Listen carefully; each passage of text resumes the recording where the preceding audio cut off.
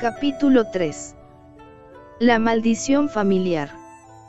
Todo lo que nuestros guías nos hacen llegar, informaciones, vivencias, personas, todo, tiene la finalidad de ayudarnos a crecer, de sacarnos de nuestra comodidad, de nuestra apatía o tibieza espiritual y hacernos evolucionar, hacernos llegar a las metas que nosotros mismos nos planteamos antes de reencarnar. Por más duro que nos parezca, por más difícil de comprender que sea, las personas que consideramos tóxicas o agresivas en nuestro entorno, también son nuestros maestros. Nada de lo que vivimos es por casualidad, más bien, es por causalidad, parte de un plan divino que tiene por objeto saldar las deudas de nuestro espíritu y acercarnos cada vez más a las altas dimensiones de la luz. Así tuve que procesar mis traumáticos recuerdos de niñez y abrazarlos como parte de mi experiencia para ser mejor ser humano. No importaba ya lo que el otro había hecho o dejó de hacer, importaba lo que yo debía hacer con ello. Después de todo, era yo la que estaba en el proceso de elevación de conciencia y no se valía seguir echando culpas a los demás. Había llegado el momento de ser en todos los sentidos, responsable de mi vida. Claro, decirlo es una cosa y lograrlo es otra. Pero para ello están nuestros guías espirituales que nos van guiando poco a poco a través de un proceso de sanación. Bendita palabra, sanación. Cuánto me costó entender en todas sus dimensiones su significado, pues solemos confundirla y ponerla como sinónimo de curación o alivio y el concepto de sanar es mucho más amplio. Sanar implica ir a la raíz, adentrarte en lo profundo de tu ser y encontrar el punto donde comenzó el desequilibrio y no siempre este proceso es satisfactorio, pues la mayoría de las veces implica enfrentar nuestros propios monstruos y vernos al desnudo, con todas las sombras que también son nuestra creación. Sanar es un proceso para valientes, no cualquiera está dispuesto a navegar entre su oscuridad por temor a perderse, o por temor a verse tal cual se es, sin máscaras que nos oculten. Hay quienes prefieren la cura temporal, la venda que tape la herida momentáneamente y que nos dé la sensación de estar curados, pero que tarde o temprano cae y revela nuestras verdades. Por eso digo, sanar es para valientes y todo aquel que ha comenzado este camino espiritual, lo es. De forma instintiva, muchos años atrás, yo había comenzado ese proceso de sanación sin saberlo. Aún no me interesaba en la espiritualidad, pero sí estaba interesada en navegar en la profundidad de la historia familiar para comprender los porqués de nuestra infelicidad. Me aboqué a hacer una serie de entrevistas a mi abuela materna, que para efectos de esta narración llamaremos Benita, y de a poco me enteré de los más mínimos detalles de su vida, asomándome al pozo oscuro de sus recuerdos. Ella es una narradora excepcional, con un estilo único que ya quisiera cualquier novel de literatura.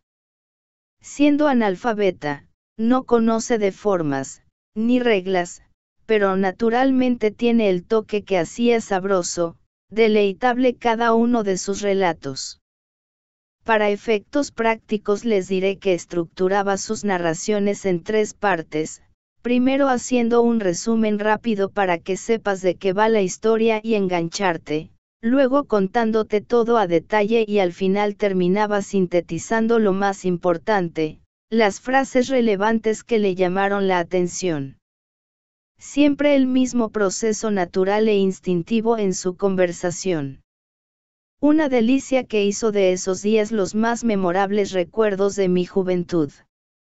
Pasamos de su niñez desafortunada donde quedó huérfana a los 8 años, a los malos tratos de su madrastra y hermanastros, sus novios infantiles y su casamiento con mi abuelo Clemente, el güero de ojos azules que la conquistó, o al menos eso creí yo hasta que me reveló que él no era con quien quería casarse, pero la necesidad de salirse de casa de su madrastra la orilló. Prosiguió con las historias de su vida de recién casada saltando de rancho en rancho donde el abuelo podía conseguir trabajo, hasta que se establecieron en San Juan de los Lagos, donde sus desgracias aumentaron. Él se fue a Estados Unidos, como era y sigue siendo costumbre en la región, y la dejó sola con al menos 4 hijos que sufrieron de una hambruna brutal cuando ella enfermó. Estuvo tan mal, que un familiar se la llevó a Guadalajara sin expectativas de volver. Los hijos a cargo de los vecinos, seguían sufriendo ahora sin ninguno de sus padres que vieran por ellos. Por eso el abuelo regresó. Las cartas que alguien hacía favor de escribir a nombre de mi abuela, le transmitieron la angustiante realidad y vino a hacerse cargo de su familia. Sin dinero, sin ánimo, incluso enojado por tener que regresar. Tomó sus hijos y la alcanzaron en Guadalajara, convirtiéndose en una más de las familias del éxodo de los 60 que abandonaban el campo. Se establecieron, ella sanó y llegaron más hijos a la vieja usanza de la reproducción sin control. Ninguno era planeado, ninguno era deseado y ninguno sería criado con amor. Según sus propios relatos, me atrevería a asegurar que ponían más cuidado en la engorda de los cerdos, que, en el bienestar de sus hijos, que como carga pesada llevan a cuesta los dos. Micaela, mi madre nació en el 67, para su infortunio, fue la menos morena, la más parecida al abuelo y por tanto su consentida. Él no tuvo cuidado en ocultar esa predilección ante los demás. Pronto entre niños, viviendo en la pobreza, se despertaron los celos de todo, hasta de las migajas de atención que les dispensaban los padres, y comenzó una guerra angustiosa por conseguir su amor. La abuela Benita había guardado dentro de sí mucho rencor.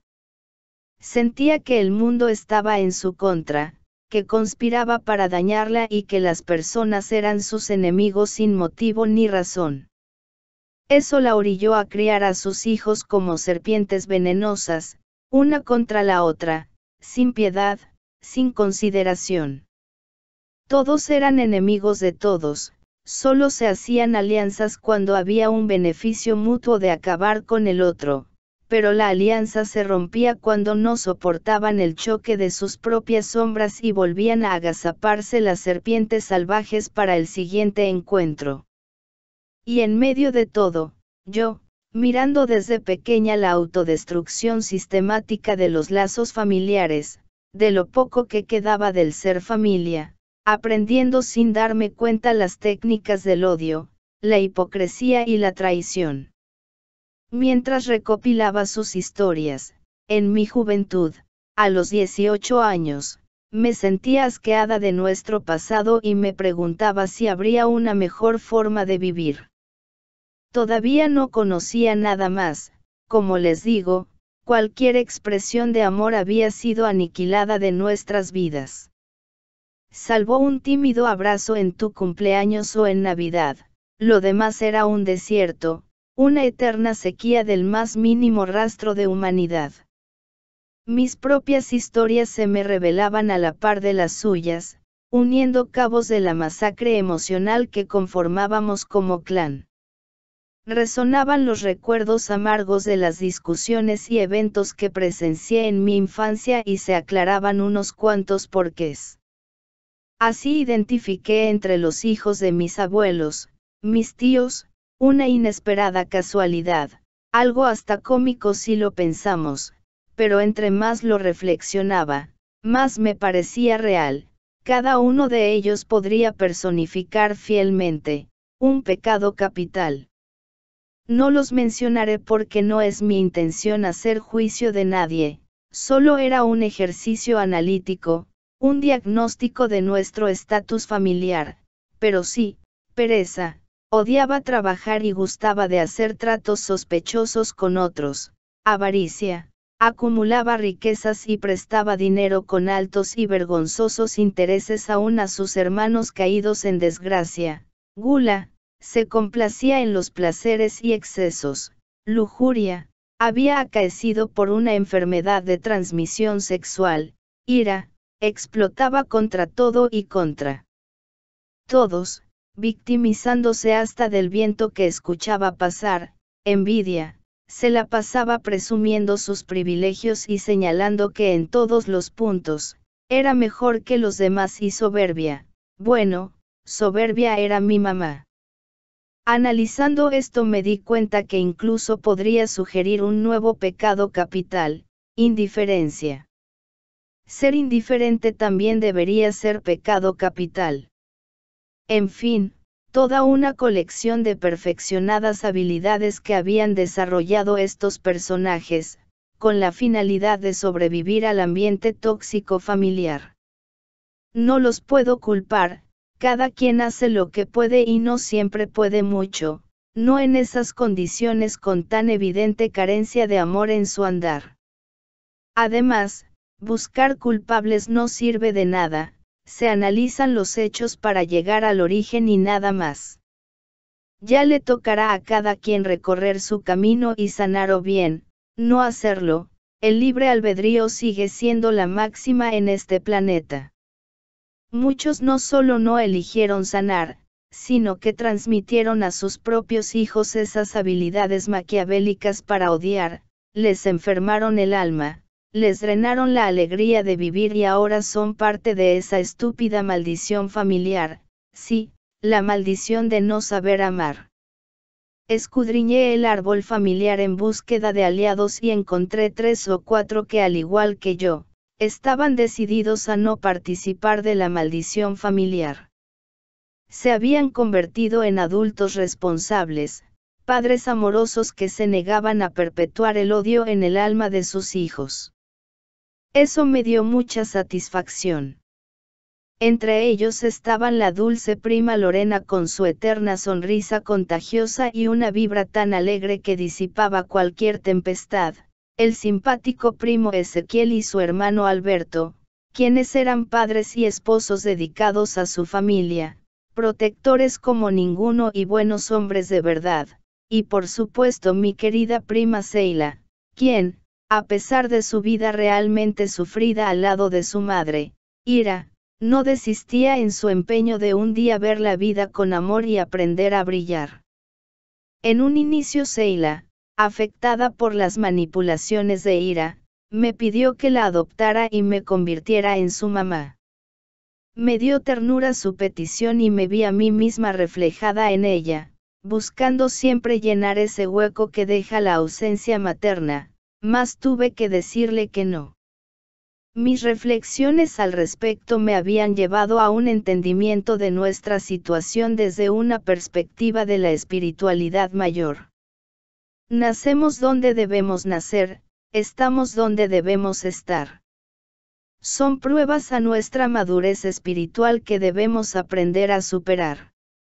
Así se lo hice entender a Seila y la animé a ver a Ira, su madre, con la mayor de las compasiones, después de todo al igual que la mía, eran 2 mujeres con tanto sufrimiento interno que no sabían más que hacer que colapsar.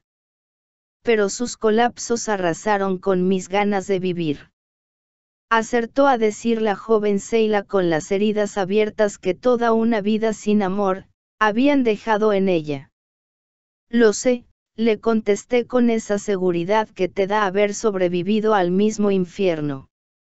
Lo sé, pero te aseguro que hay una luz al final del túnel, que puedes salir de esto y renacer como una nueva mujer, más fuerte, más segura, más orgullosa de ti.